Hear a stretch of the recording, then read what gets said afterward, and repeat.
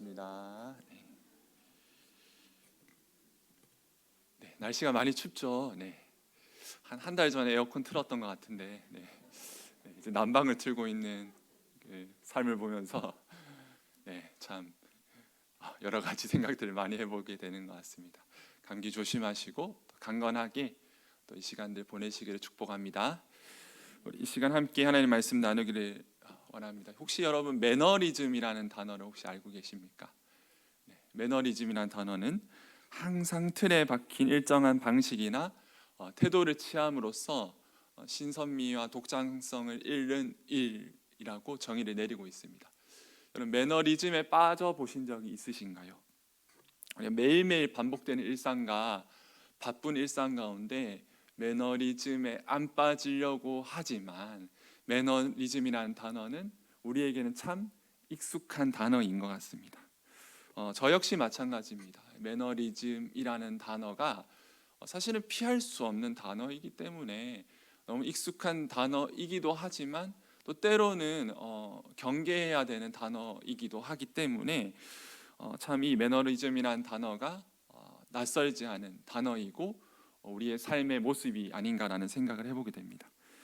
우리의 신앙생활도 마찬가지입니다. 신앙생활에도 매너리즘에 빠질 수 있죠. 매주 예배드리고 매주 똑같은 장소, 똑같은 시간, 똑같은 곳에서 예배드리는 이러한 것들이 자칫 잘못하면 신앙의 매너리즘에 빠질 수도 있게 한다는 것입니다. 저는 개인적으로 사역을 좀 일찍 시작을 했습니다. 제가 21살 겨울부터 사역을 시작했습니다. 그러면 거의 이제 거의 한 20, 내년쯤 되면 20년 정도 사역을 쉬지 않고 사역을 했습니다. 네. 놀라셨나요? 네. 제 나이를 놀라셨나요? 아니면 감사합니다. 네, 좋은 의도로 해석하겠습니다.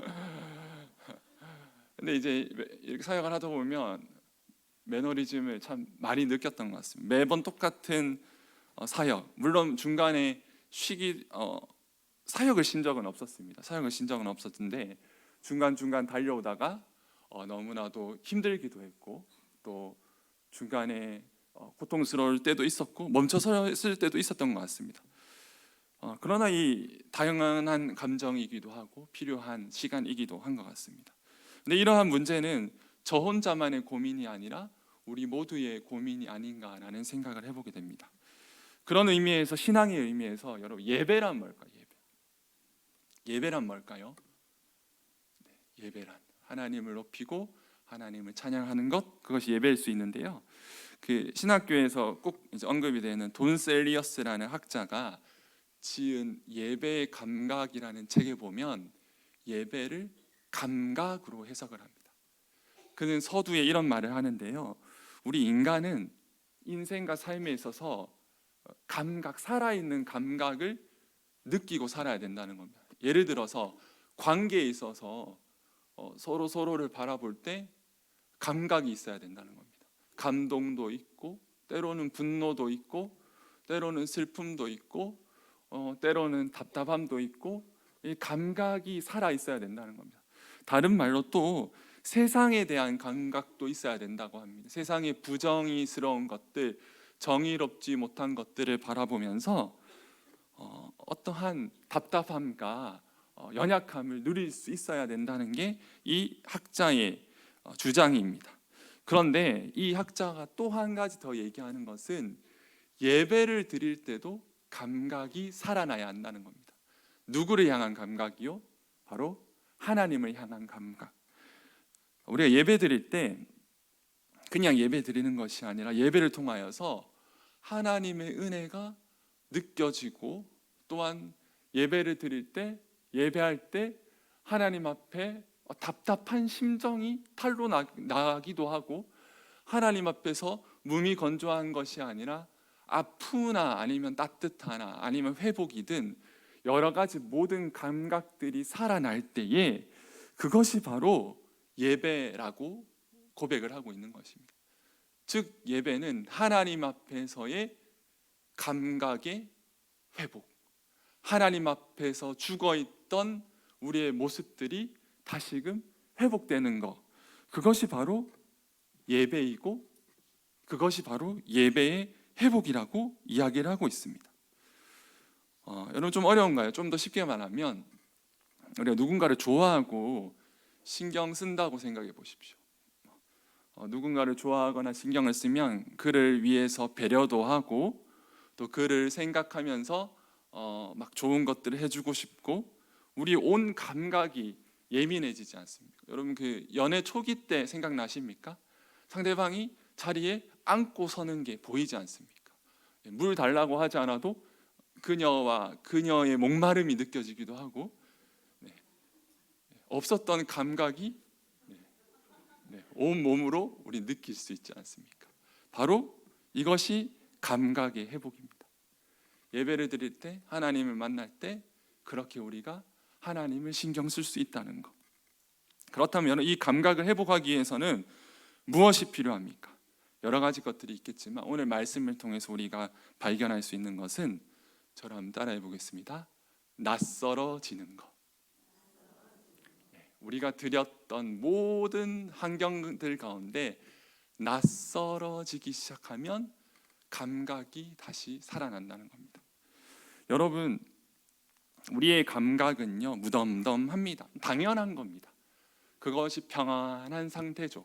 그런데 평안한 상태 속에 우리의 감각이 때로는 좀 잔잔해집니다. 그러나 우리의 인생과 삶이 내가 누렸던 것들과 다르게 낯설어질 때 우리의 감각은 날 것이 되기 시작한다는 겁니다. 하나님 때로는 우리 자신을 낯설게 느끼게 하시면서 낯선 장소로 우리를 이끄시면서 하나님의 감각을 깨우시는 겁니다. 오늘 말씀해 보시면 창세기 12장 1절의 말씀만 같이 한번 읽어보겠습니다. 시작.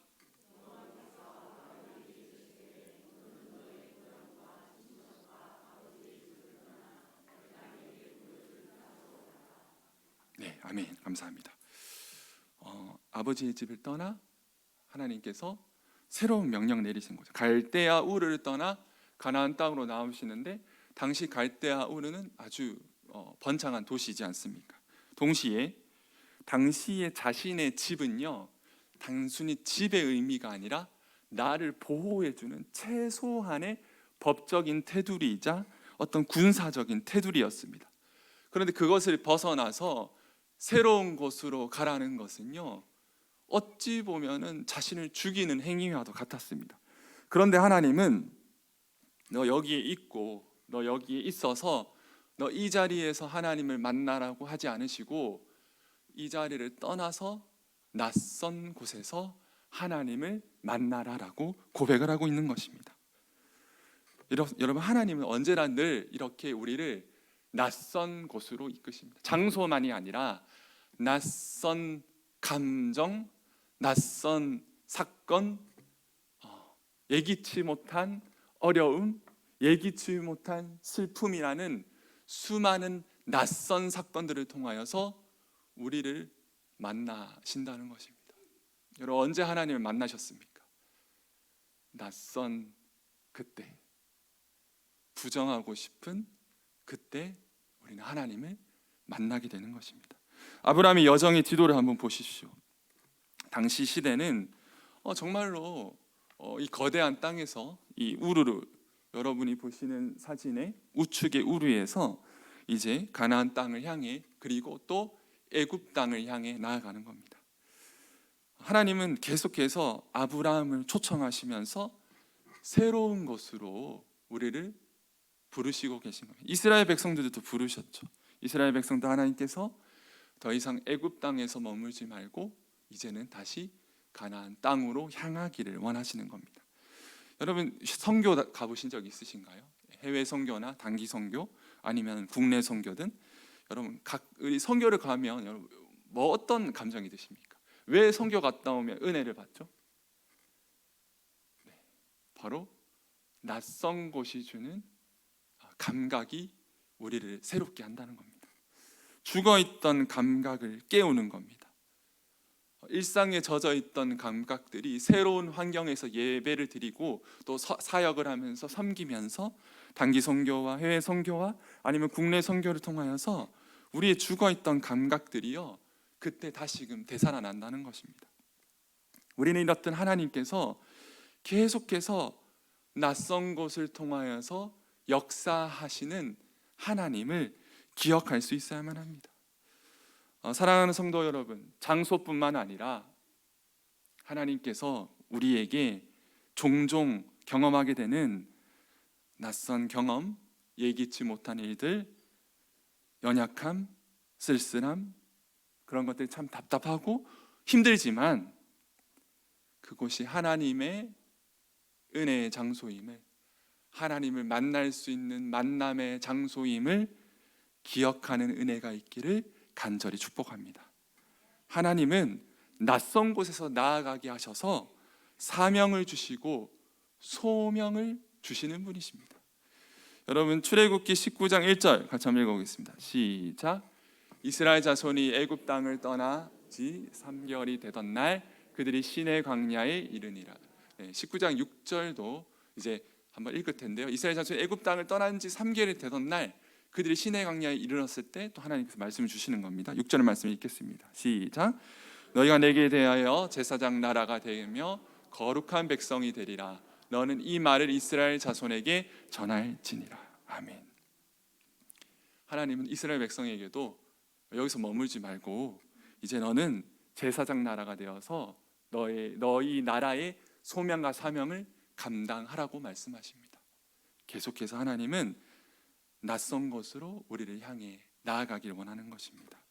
낯선 이변, 낯선 외로움, 낯선 일터, 낯선 가족, 이 모든 것들을 통하여서 하나님은 일하고 계신 것입니다. 제가 군대에 있을 때 이제 제 주 임무 중에 하나가 부대에 전입을 하는 이등병들을 다 만나는 것입니다. 이등병이 신병들이 이제 부대에 전입을 하면 저와 무조건 면담을 했습니다. 얼마나 긴장되고 얼마나 떨리고 얼마나 힘듭니까? 다 군기가 바짝 들어있는 친구들에게 제가 그런 설명을 종종 합니다. 초반에 겪는 이 두려움과 낯설음, 이 긴장, 낯가림을 소중하게 여겼으면 좋겠다고요. 낯섦과 불안함은 그때만 누릴 수 있는 소중한 감각이라는 이야기를 해줬습니다. 그래서 그때 일기도 좀 쓰고 기록에도 남기면 좋겠다고 이야기를 했습니다. 조금 부족하지만 연약하지만 그 순간이 바로 새로운 감각을 가지고 하나님을 만날 수 있는 중요한 은혜의 시간이기 때문입니다. 제가 여러분의 일일이 여러분의 마음과 상황은 알 수 없지만 혹 지금 낯선 것 같은 감각이 있으십니까? 하나님께서 그 시간들을 통하여서 하나님이 여러분을 만나 주시는 은혜가 있기를 간절히 축복합니다. 군대에서도 그런 일들이 있었습니다. 제가 예배를 드리는 중간에요, 마이크 전기가 다 나가버린 겁니다. 불도 꺼지고 마이크도 꺼지고. 그 순간 어떻게 됐을까요? 예배 분위기가 너무 좋았습니다. 갑자기 떠들고 딴짓하던 우리 군인들이 일순간 제 육성을 듣기 위해서 조용해지는 것입니다. 주님과 만나는 시간이 바로 그런 시간입니다. 때로는 조용하고 때로는 쓸쓸한 그 순간이 하나님을 깊게 만나는 시간이고 나를 향한 하나님의 음성을 들을 수 있는 은혜의 시간입니다. 그런데 여러분, 그런 시간이, 낯선 시간이 또 은혜가 되는 것은 이 시간을 통하여서 나를 향한 하나님의 감각을 깨우치는 시간이기도 하지만 또 한 가지가 더 있으면 저를 한번 따라해 보겠습니다.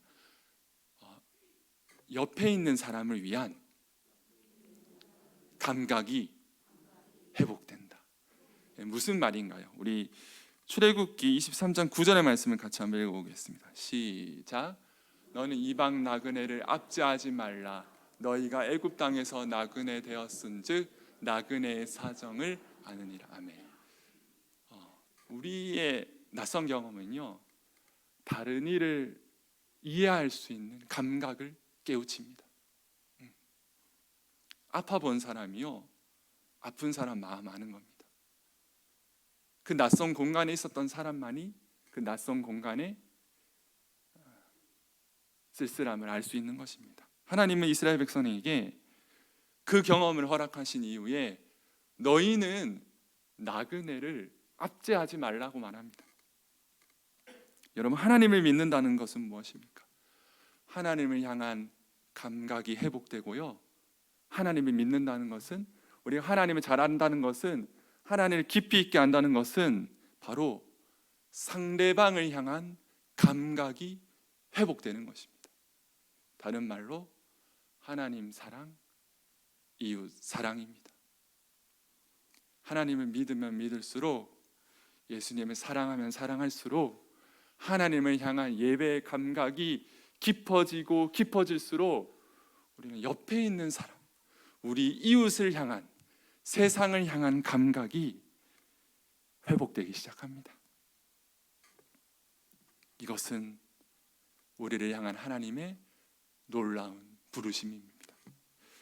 하나님을 믿고 사랑하고 그분의 자녀가 되면 우리는 계속해서 나를 벗어나 세상을 향한 감각이 돌아오기 시작하는 것입니다.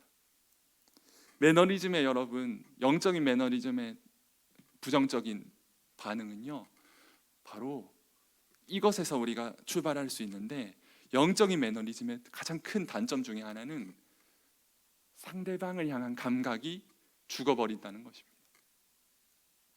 하나님을 향한 나의 감각도, 하나님을 향한 내 감각도 사라지고, 동시에 그러다 보니 상대방을 향한 나의 감각도 사라지기, 무감각해지기 시작한다는 것입니다. 혹 그것이 저와 여러분들의 모습은 아닌가요? 우리는 때로는 그래서 낯선 자리로 우리 자신을 둘 수 있어야만 한다는 것입니다. 그럴 때 하나님을 향한 우리의 예배의 감각이 돌아오고, 그리고 상대방을 향한 우리의 예배의 감각이 돌아오기 시작한다는 것입니다. 여러분, 이 삶의 모범이 되신 분이 한 분 계신데요. 누구실까요? 바로 예수님이십니다. 예수님은요, 두말할 것 없이 하나님을 향한 감각, 그리고 상대방을 향한 감각에 아주 예민하신 분이셨습니다. 오늘 말씀에 요한복음 4장 1절에서 4절의 말씀이 있는데요, 3절 4절의 말씀 같이 읽어보겠습니다. 시작. 유대를 떠나사 다시 갈릴리로 가실새 사마리아를 통과하여야 하겠는데. 아멘. 사마리아, 저주받은 땅, 역사적으로 문화적으로 저주받은 땅이지 않습니까? 그림을 한번 보시면요, 이 당시에 이 유대인들은요, 이제 네 가지 길이 있었습니다. 여러분이 사진에 보시면 제일 우측에 있는 왕의 대로는 유료 도로입니다. 이쪽에 가려면 이제 그 당시에 에돔 왕이 건설한 유료 도로를 이용을 했어야 되는데, 이 도로를 이용하지 않았고, 또한 가장 곁에 있는 이 해변길로 갈 수도 있었습니다. 그러나 가장 지름길은 어디입니까? 누가 보래도 가운데에 있는 이 족장로라고 할 수 있는 이 길입니다. 이 길로 가는 것이 이제 남쪽에서 북쪽으로 올라가는 것에, 여리고에서 갈릴리로 올라갈 때 가장 적합한 땅입니다. 그런데 그 길로 가지 못했습니다. 왜냐하면 좀 협곡이 많아 위험하기도 했지만, 가장 큰 이유 중에 하나는 바로 이 사마리아 땅을 거쳐가야만 했습니다. 왜냐하면 사마리아 땅은 역사적으로 그들이 싫어했고 미워했고 불경스럽게 여겼던 땅이었기 때문입니다. 왜냐하면 북이스라엘과 남유다가 갈라지면서 북이스라엘이 아수르에게 멸망당한 후에 외부 거주민들이 그곳에 들어왔고, 유대 순수주의가 파괴되었고, 또한 여러 가지 역사적인 이유 중에 이 사마리아 세력들이 산발랏이라는 토착 세력이 에스라 느헤미야 시대 때 성전과 성벽을 지을 때 방해한 일들을 비롯하여서 여러 가지 역사적인 이유 때문에 이 사마리아 땅을 밟는 것을 매우 어려워했습니다. 근데 예수님 어떻게 하십니까? 사마리아 땅으로 가십니다. 누구를 만나기 위해서요? 한 여인을 만나기 위해서. 예수님은 낯선 결단을 하십니다. 그 이유는 무엇입니까? 그녀에게 물로는 채울 수 없는 것들을 이야기해 줘야만 했습니다. 제자들도 함께 그 길을 걸었습니다. 예수님만 그 길을 걸었습니까? 제자들 역시 예수님의 모습을 보면서 예수님의 말과 행동과 삶을 통하여서 배우기 시작합니다. 예수님은 언제나 늘 그렇게 하나님 아버지의 마음을 가지고 사마리아인을 만나셨고, 세리를 만나고, 과부를 찾아가셨고, 문둥병자를 찾아가셨습니다. 그렇게 예수님은 가장 낯선 땅이었던 사마리아의 가장 깊숙한 곳까지 나아가시는 것입니다. 여러분, 예수님을 따라 살아간다는 것은 무슨 의미일까요? 예수님 믿는다는 것은 무슨 의미고, 예수님의 제자가 된다는 것은 어떠한 의미를 가지고 있습니까? 그것은요, 바로 내가 가지고 있는 익숙함이나 내가 가지고 있는 편견이나 내가 익숙한 행동에서 벗어나고 내려놓고 바로 하나님 앞에 서는 것, 그것이 바로 제자의 길입니다. 그러다 보면 마음이 막 찔립니다. 하나님 말씀 앞에 우리 안에 질문이 막 일어나기 시작합니다. 그러다 보면 자신을 진짜 제대로 바라보기 시작한다는 것입니다. 바울도 보십시오. 예수님을 만나고 죽어있던 감각이 살아나는 겁니다. 자신의 생각과 틀을 내던지고 예수님이 하셨던 행동을 본받기 시작하는 것입니다. 그렇게 하나님을 믿는다는 것은 하나님 앞에 전적으로 나아가는 것이며 나의 것을 내려놓고 하나님께 배운다는 것입니다. 사랑하는 성도 여러분, 우리 신앙에도 이러한 감각의 회복이 있기를 간절히 축복합니다. 하나님 말씀 가운데, 하나님 초대 가운데 여러분 특별히 사람을 통하여서 하나님 깨닫게 하시잖아요. 우리 영적인 교제 가운데 우리 내일 또 목자들 우리 가시죠? 네, 그 모임들, 그 이야기들 가운데, 나눔과 교제 가운데 우리의 마음이 회개가 되어지기도 하고 깨달아지기 시작한다는 겁니다. 그래서 그 기도와 찬양, 말씀과 나눔과 교제 가운데 저와 여러분들이 가지고 있었던 그런 지점에서 벗어나서 하나님을 향한 마음과 생각, 그리고 상대방을 향한 마음과 생각, 감각들이 회복되는 은혜가 있기를 간절히 축복합니다. 좀 더 구체적으로 들어가서 그것은 바로 우리 자신을요, 낯선 행동에 한번 던져보는 겁니다. 예를 들어서 여러분 사랑 표현 잘 하십니까? 사랑 표현 잘 못하시는 분들은 그렇게 한번 도전해 보십시오. 내가 하지 못하는 것들, 나는 못해 라고 핑계 대지 마시고 무뚝뚝하신 분들은 사랑을 한번 표현해 보십시오. 혼자 묵상하고 기도하는 것이 부족하다면 기도하고 묵상하는 일에 힘써 보십시오. 기도하고 묵상하는 일에는 우리가 힘쓰지만 막 부르짖는 기도를 하지 못하는 분이 계신다면 한번 도전해 보십시오. 여러분 신앙 서적을 좀 읽으십니까? 그 독서는 나와는 상관없다라고 생각하지 마시고 영적인 독서에 한번 도전해 보십시오. 함께하는 것에 여러분 익숙하시다면 하나님과 함께 고독을 한번 심어 보십시오. 하나님과 고독의 시간만 즐기시고 함께하는 것에 좀 불편하신가요? 그러면 함께하는 것에 한번 도전해 보십시오. 세상의 정의와 공의에 대해서 별 관심이 없으십니까? 그러면 세상과 정의에 대해서 관심을 한번 가져보십시오. 그렇게 우리의 묻어져 있던 감각을 우리가 다시금 일깨워 보는 것입니다. 설교를 정리하고자 합니다. 오늘의 주제는 사실 예배입니다. 예배는 하나님의 경외감을 목격하고 느끼고 발견하는 것입니다.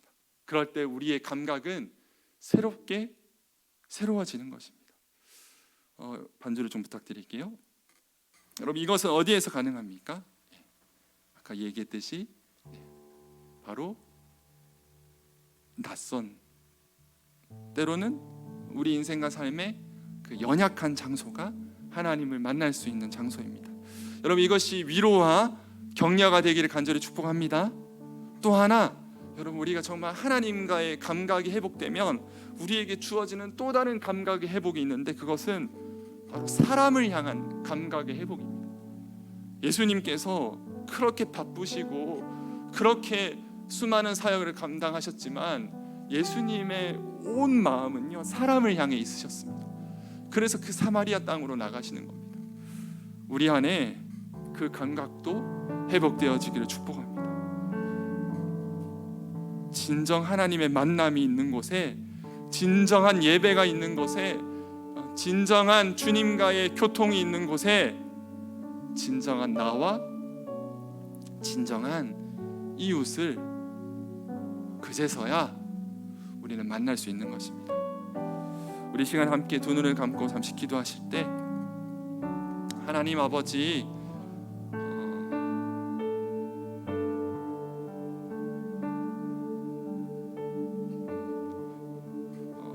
주님, 우리의 감각을,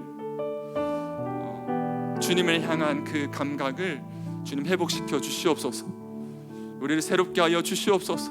그냥 가만히 있는 것이 아니라 때로는 낯선 공간에서, 낯선 곳에 우리를 향해 낯선 곳으로 우리를 모시는 그 주님을 기억하면서, 때로는 그 슬픔과 우울함의 그 자리에서 하나님 만나길 원합니다. 그래서 정말 하나님에 대한 감각과 또 사람을 향하는 감각과 교회를 향한 감각과 세상을 향한 그 하나님의 마음이 우리 안에 다시금 회복되어져서 하나님 나라의 동역자로서 우리에게 주어진 인생과 삶을 살아갈 수 있기를, 우리 시간 오늘 말씀을 가지고 함께 기도하겠습니다. 하나님 아버지, 이 시간 우리의 마음과 생각을 회복시켜 주시옵소서. 하나님 아버지, 부르짖는 음성 가운데, 때로는 침묵 가운데, 때로는 낯선 공간과 피하고 싶은 그 자리와 떨리는 그 자리와 의심의 자리와 하나님 그 처한 그 자리에서 주님, 우리가 주님을 향하는 그 감각이 온전히 회복되어질 수 있도록 하나님의 은혜를 베풀어 주시옵소서. 하나님 아버지, 제 마음은, 우리의 마음이 그렇습니다. 영적인 매너리즘에 주님, 저희가 빠지지 않게 하여 주시고 하나님 나라를 위해서 저희가 정말로 새롭게 살아갈 수 있는 은혜를 주님께서 허락하여 주시옵소서. 주님, 우리의 마음을 주님께 올려드립니다. 주님께 우리의 마음과 특별히 하나님, 우리의 이런 영적인 감각들이 회복되어져서 사람을 향한 하나님 아버지 그 감각들도 회복되어지게 하여 주시옵소서. 하나님, 내가 아무리 예수님을 잘 믿고 지식이 많아지고 할지라도 하나님 아버지, 누군가를 향하는 그 감각이 사라진다면 하나님 아버지, 정말 하나님 뜻대로 살아가지 못하는 그런 모습이지 않습니까? 하나님 아버지, 우리가 주님을 만나고 주님을 사랑하면 사랑할수록 하나님을 향한 그 감각, 사람을 향한 그 감각들도 깊어질 수 있도록 인도하여 주시옵소서. 하나님 감사합니다. 저희를 불쌍히 여기시고 저희를 찾아봐 주시니 주님 감사합니다. 주님께서는 언제나 새로운 모습으로, 새로운 역사와 삶으로 우리의 삶에 찾아봐 주시니 주님 참 감사합니다. 하나님, 우리의 고집과 아집 때문에 하나님, 우리의 영적인 매너리즘에 빠져 살아가고 있지는 않나요? 우리가 정말 하나님 앞에 기도하며 예배하며 믿음 안에서 교제하며 또 하나님 앞에서 우리가 행하지 않았던 것들을 또 시도하며 정말 하나님 아버지 앞에 우리의 감각이 살아나며 하나님 앞에서 진정한 나의 모습을 발견할 수 있도록 은혜를 베풀어 주시옵소서. 나아가서 이웃을 향한, 교회를 향한, 세상을 향한 그 마음도 우리가 다시금 회복할 수 있도록 은혜를 베풀어 주시옵소서. 그것이 예수님의 마음임을, 예수님의 사셨던 삶의 모습임을 기억하며 주님과 동행하며 살아갈 수 있도록 함께하여 주시옵소서. 살아계신 예수님의 이름으로 기도드립니다. 아멘. 잠시 광고가 있겠습니다. 이번 주 토요일부터 저녁 8시에 다니엘 우리 기도회를 함께 시작을 하게 됩니다. 또 많이 참여해 주시고 또 기도해 주시고 또 다음 주 수요와 금요는 다니엘 기도회로 함께 드려집니다. 또 새벽 예배는 새벽 예배 역시 다니엘 기도회와 함께 드려집니다. 참고해 주시고 많이 동참해 주시고 기도해 주시면 감사하겠습니다. 우리 이 시간 찬송가 213장 함께 부르시고 주기도문으로 함께 예배를 마치겠습니다.